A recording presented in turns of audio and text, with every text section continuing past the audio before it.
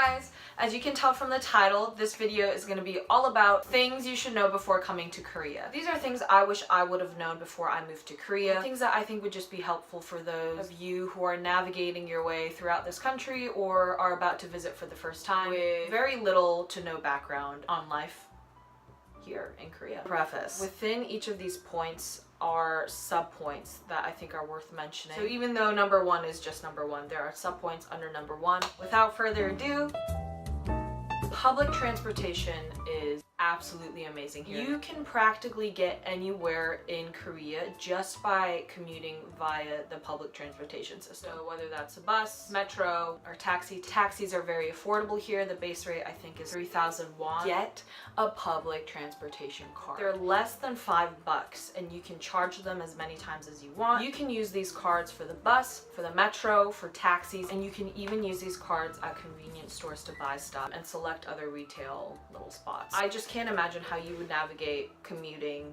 without one of these bad boys. Subpoint. There are designated seats in the buses and subways for the handicapped, the elderly, and pregnant women. 감사합니다. You'll usually see pink for the pregnant woman seat. For the elderly on buses, it's usually a yellow seat or like a little yellow tag above the seat. So, I usually just take a seat in the back of the bus. That's the safest bet. Just sit in the back. Find a seat in the back. No one's gonna bother you. Another critical tip when it comes to riding the buses. You need to tap your bus card once on the tapper thing. I don't know what it's called. 감사합니다. Click it once when you get on, and then once you get off, you must click it again. You need to tap that thing. If not, you will get charged an extra 700 won, which is like 70 cents, but still that adds up. So tap on when you get on and tap when you get off.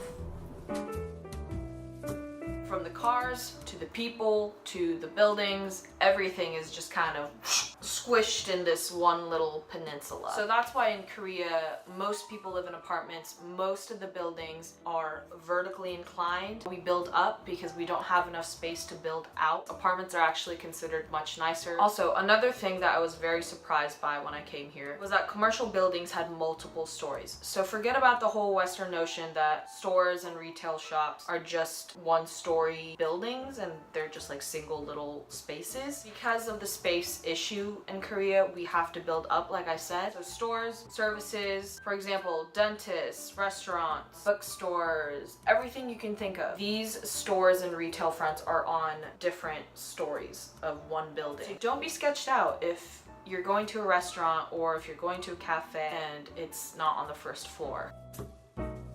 So this next little tip is for all of you coffee drinkers. Forget the idea of asking for a coffee when you go to a cafe. An Americano is what you want to get. Unless you like lattes or cappuccinos or whatnot. Like we have all of that. But the main difference I would say is that Americano is basically, essentially, a coffee. Depending on where you go, I don't want to set the expectation that everyone who slightly bumps into you is going to apologize, because people just don't. Don't expect to always have your own personal space. Like I said, Korea is extremely crowded. Space is an issue. People in Korea generally just don't have a grand understanding of the importance of personal space because it is a very much so Western thing. You might think it's a universal thing. Everyone should have their personal space. But no, that's not true. That is basically a Western social construct. Most Southeast Asian countries do not hold personal space and Western etiquette as something that's important, and it's not ingrained in our cultures. Please do not be upset when someone doesn't say something when they bump into you, or don't be aggravated if someone slams the door in your face because they didn't hold it open for you. I used to get so aggravated living here because I just couldn't understand how a human being cannot have personal, just basic decency, you know, just basic manners. But like I said, people don't find that offensive here. It's just kind of, it's whatever. That's also a merit of Koreans and this aspect of the culture. We're just very cool and laid back about certain things. Like, even though we're very hurry, impatient, kind of on the hustle, on the go type of people, we're very laid back and we're very understanding and excusing of little incidents, as Westerners would think of them. I will say though, please do keep common etiquette when you are visiting here. If everyone's just kind of keeping to themselves and not causing a ruckus or talking super loudly, take note of that and do the same. Now this is something that I personally think is worth mentioning as a Korean myself. Though Koreans have a rep of being cold people on the outside, always in a rush or just kind of inconsiderate of others, Koreans are very hospitable. Koreans have a history ladled with suffering and oppression. The generations before us have definitely weathered some incomprehensible, inexplicable, absolutely atrocious storms. I don't want to say the majority of them because I don't think that's fair to generalize that demographic, but some Koreans might seem super cold on the outside, especially some elderly people. And I don't want to scare you because definitely not all Koreans are like this, but being someone who grew up in the States where it's common for people to just compliment each other when you're passing each other on the street or in a store, just randomly talking to strangers even, I'm very used to that kind of open and friendly type of culture. But Koreans have another way of being hospitable. Most things in Korea are very communal. So for example, going out to eat, most Koreans will order several dishes and everyone will just share. Or just having a Korean meal in someone's home, most of the dishes are going to be meant for just sharing. In short, though Koreans may seem cold on the outside, we're very hospitable and communal people.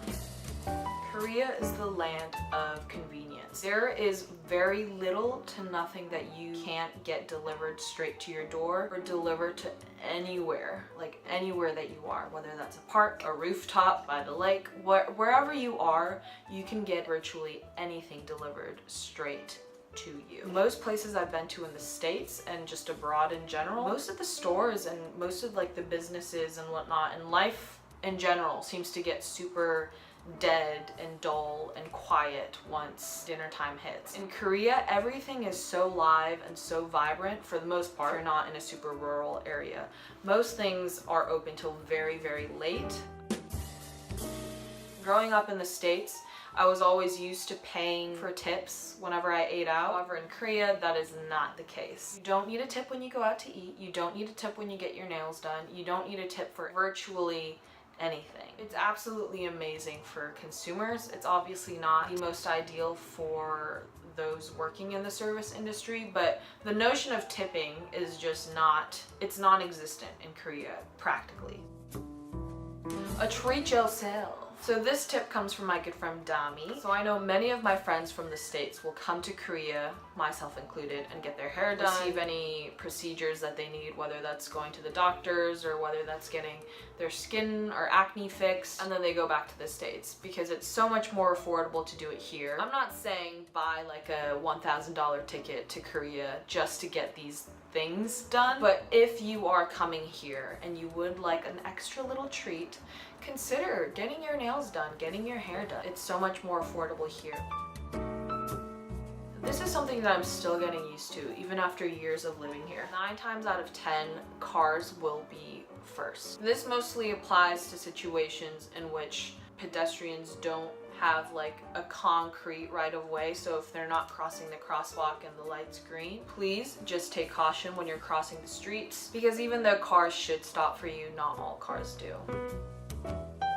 This was another thing that was quite surprising to me because I am quite the germaphobe, admittedly. With the exception of major kind of public establishments. Most public restrooms will not have hand soap. They will have bar soap. So don't expect liquid hand soap all the time in public restrooms. Most restaurants and cafes will have napkins, but there are some places that won't use like legit Western solid napkins. Like some of them will have lighter texture. This is something that's definitely gotten better over the years. When I first came to Korea, there were some restaurants that had toilet paper as their napkin. They would literally have a roll of toilet paper on the table. I was so befuddled. Please do yourself a favor and learn basic phrases like 안녕하세요 or 감사합니다. 여기요 is also a really useful little word. It means here. So if you're in a taxi and you want the taxi driver to stop or pull over at a certain place, you just say 여기요. Again, that's very basic, very elementary, but it gets the job done.